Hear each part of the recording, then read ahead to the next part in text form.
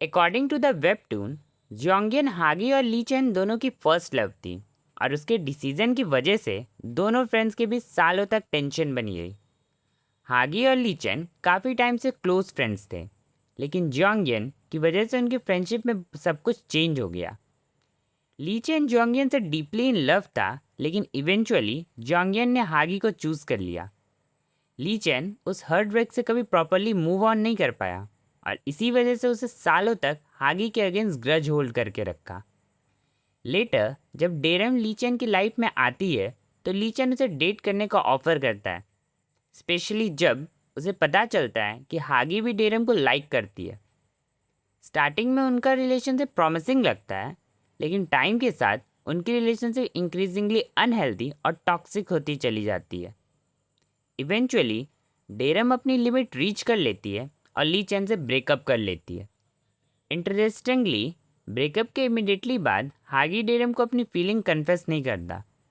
Instead वो उसके boss बन के उसके साइड में रहता है और जब भी डेरम को किसी की ज़रूरत होती है, हागी क्वाइटली उसे सपोर्ट करता है। डेरम को भी इनिशियली रियलाइज़ नहीं होता कि वह हागी के लिए फीलिंग्स डेवलप कर रही है, लेकिन धीरे धीरे उसकी फीलिंग्स क्लियर होने लगती है। जब भी हागी किसी और वुमेन से बात करता है, डेरम जेलस फील करने लगती है और फाइनली वही जेलसी डेरम को रियलाइज़ करवाती है कि she is generally fallen in love for हागी।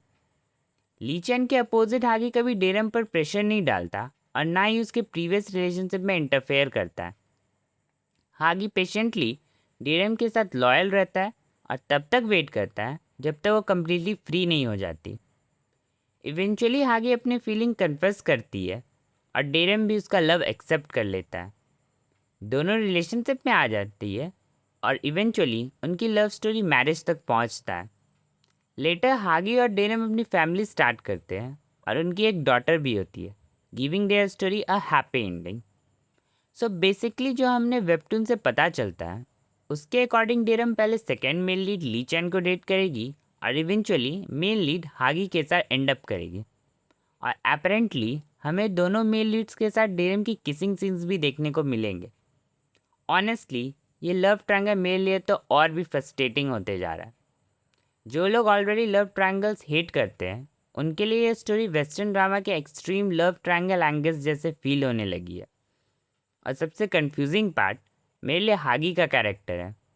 I mean मेरे लिए इतना ईजिली कैसे एक्सेप्ट कर सकता है कि वो डेरम की सेकेंड चॉइस है, स्पेशली जब डेरम खुद रियलाइज़ कर चुकी है कि सी हैज़ फीलिंग फॉर हागी।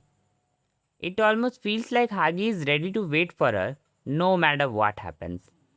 और फिर इन दोनों लॉन्ग टाइम फ्रेंड्स का होल सिचुएशन भी। दोनों एक दूसरे को ईयर्स से जानते हैं, लेकिन फिर भी एक वुमेन के लिए अपनी फ्रेंडशिप तक रिस्क को रेडी हैं। और जिस गर्ल के लिए दोनों इतना फाइट कर रहे हैं, उसे स्टोरी मोस्टली क्लम्सी, इनोसेंट और अडॉर्बली ऑकवर्ड पर्सनैलिटी के साथ पोर्ट्रे करता है। बस सीरियसली, क्या सिर्फ क्यूट और क्लम्सी होना इनफ है किसी को इतना डीपली फॉल फॉर करने के लिए, स्पेशली जब आप उस पर्सन को अब साथ अपनी इंटायर लाइफ स्पेंड करने का सोच रहे हो।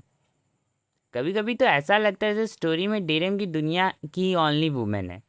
मे बी हागी और लीचन को जनरली लगता है कि डेरम जैसी पर्सनालिटी वाली मेच्योर वुमेन मिलना एक्सट्रीमली डिफ़िकल्ट है।